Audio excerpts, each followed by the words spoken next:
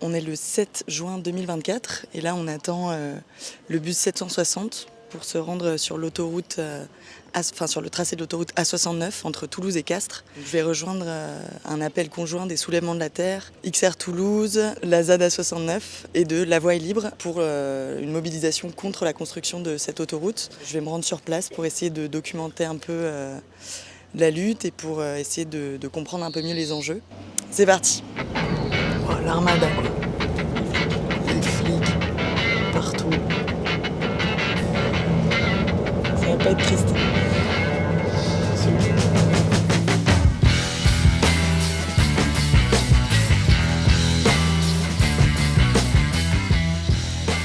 Donc là, je suis en train de marcher pour rejoindre le camp de base avec une équipe de personnes.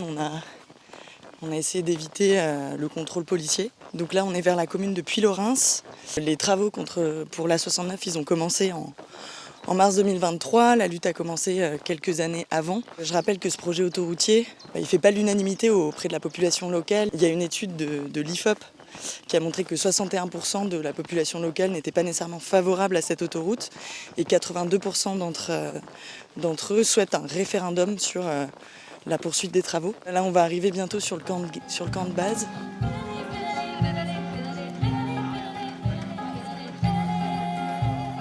J'utilise la peinture. Après, je ne sais pas ce que j'en ferai, mais là, l'idée, c'est de faire un petit reportage dessiné. Et surtout aussi mettre l'accent sur tout ce qui est positif ici, qui n'est pas du tout relié par les médias classiques. Il y a des grands chapiteaux là, sur une clairière au milieu de la forêt. C'est vraiment magnifique. Et donc là, le camp il est en train de se monter. Il y a aussi plein de petits panneaux de signalisation là, qui ont été récupérés sur le chantier.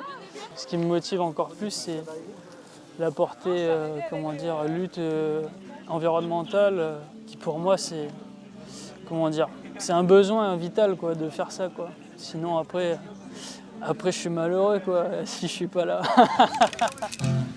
Ici, vous pensez que ça va? Ce sera parfait. Le mouvement local initial, c'est La Voie est libre. C'est le collectif d'habitants et d'habitantes qui connaît bien le terrain et qui lutte depuis des décennies littéralement. Puis après, il y a toute une galaxie de collectifs qui font partie de l'Interorga maintenant et qui contribuent à faire ce genre d'événement. Contrairement à ce que Darmanin aime raconter, il y a encore plusieurs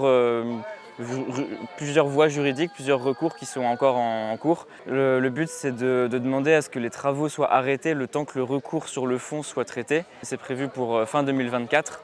Mais du coup, pendant ce temps-là, ils peuvent continuer de faire les travaux et on risque de se retrouver dans une situation où l'autoroute est jugée illégale alors qu'elle est déjà fabriquée, elle est déjà construite. Comme ça, ici. Attends, je vais le mettre. On est dans le mensonge depuis le début. L'autoroute, elle a été décidée sans projet de territoire, ce qui est une obligation. Et là, non, il n'y a pas. C'est une fois qu'ils ont désigné le concessionnaire que son concessionnaire a envoyé une lettre à tous les entrepreneurs en disant bon, maintenant qu'on a une autoroute, qu'est-ce qu'on va pouvoir en faire? Ce qui est complètement aberrant. Ce qui compte maintenant, c'est d'arrêter le chantier. C'est de le retarder, comme c'est ce qui se passe quand même, quoi qu'ils en disent, parce qu'ils mentent comme ils mentent pour le reste, mais ils mentent sur l'avancement réel des travaux, sur les sommes engagées, parce que s'ils ont vraiment déjà engagé 200 millions d'euros, ça va coûter plus cher que les 400 et quelques qui sont prévus.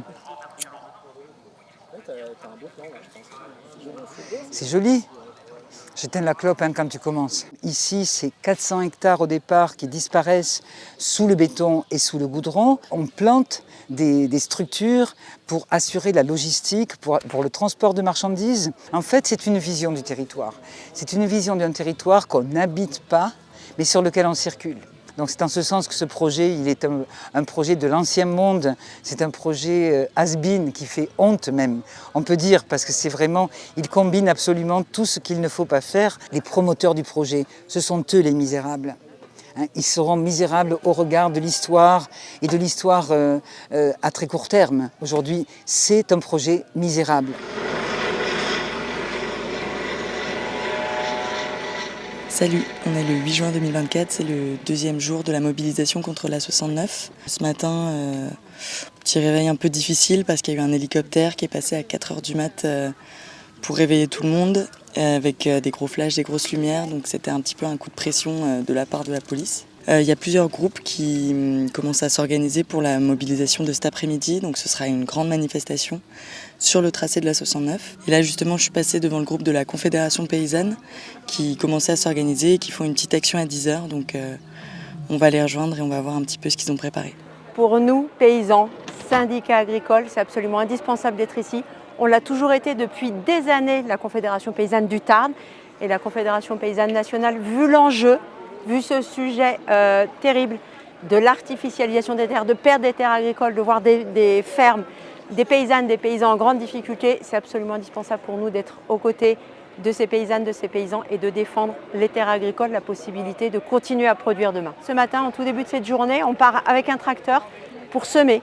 Semer, c'est un acte fondamental pour nous paysans. C'est une promesse de récolte, c'est une promesse d'avoir des semences pour les années futures, c'est une promesse de nourrir nos voisins, de vivre de notre travail et c'est ça le geste qu'on veut poser ce matin avant le départ de la manifestation. On est installé avec ma femme depuis bientôt 2 ans sur une commune qui va être impactée par le tracé de l'autoroute. Toutes les usines à bitume qui sont en train d'être implantées dans le Tarn, c'est pour entretenir ces routes. Moi je suis père d'une petite fille de 2 ans et j'ai pas envie qu'elle respire ça quand elle ira à l'école. On ne connaît pas l'impact que ça aura sur les sols, sur la pollution du sol, de l'eau, de l'air. Moi je suis en agriculture biologique et donc typiquement sur mes cultures je ne sais pas du tout quel impact ces usines auront. Après le truc c'est que ça fait des années qu'il y a des associations qui s'opposent, qui jouent de toutes les cartes possibles et imaginables pour essayer de dire arrêtez ce projet, mettez-le en pause le temps qu'on juge le truc. Et en face on nous répond par des bombes lacrymo, etc. À un moment donné on peut pas, si tous les recours sont épuisés, on est obligé d'être visible, de se rendre visible. Ah oui. Là on est sur le cortège vert, on est passé sur la colline derrière le campement et du coup on est en train de passer dans une forêt. On ne sait pas trop encore ce qu'on va faire avec ce cortège là, mais en tout cas tout le monde est très motivé et c'est parti pour le début de la manifestation.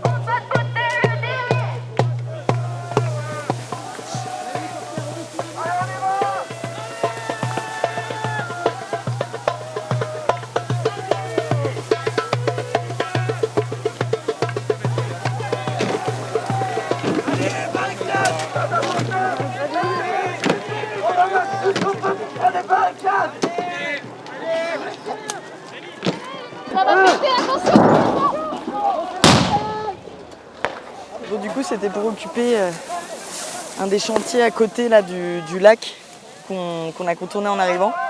Et on devait l'occuper pendant 30 minutes. Et finalement, on a vite été chassés. Du coup, il y a la police là qui s'est engagée dans le champ.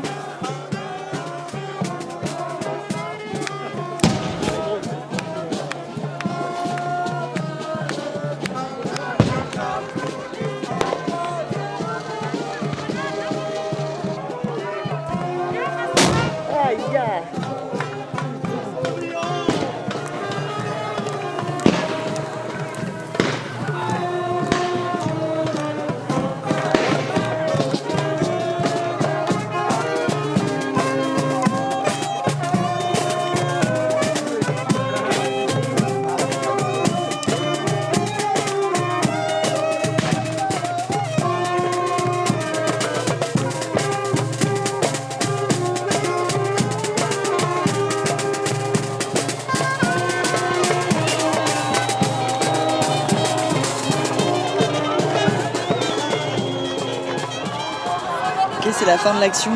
Il y a eu vraiment beaucoup de gaz lacrymogènes, de grenades de désencerclement. C'était un peu intense. Les personnes qui ont organisé l'action sont un peu déçues de ne pas avoir pu occuper vraiment l'espace aussi longtemps qu'ils voulaient. En tout cas, le rassemblement se voulait festif, il se voulait populaire et pour l'instant c'est réussi.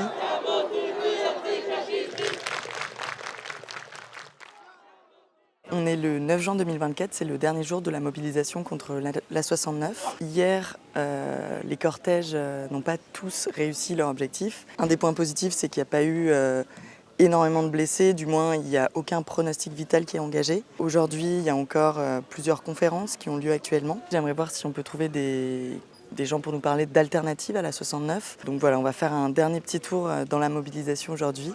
C'est parti.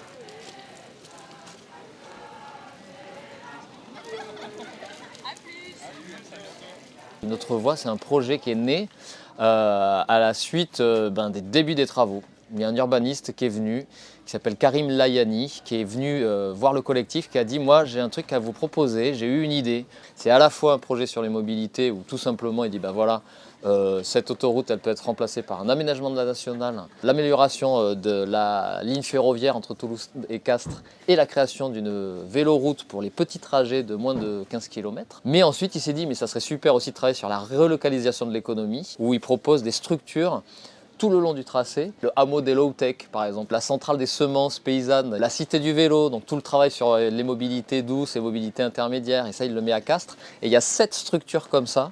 Et le troisième volet, c'est tout un travail autour de l'écosystème évidemment. On est entré en campagne en fait. À partir de septembre dernier, il y a eu un lancement de campagne de Une autre voie. On a eu l'occasion de faire une tournée de lobbying à vélo. Donc d'où ça, voilà, moi j'ai passé la journée comme ça par exemple. Et parce qu'on s'est dit, voilà, moi je suis lobbyiste, quand on est sur le lutte comme ça, je suis lobbyiste. Ah pardon, j'ai fait comme ça avec le micro. Il faut créer l'imaginaire qui devienne collectif pour qu'un jour les choses arrivent. C'est vraiment le truc qu'on se dit sur Une autre voie et on se donne 25 ans.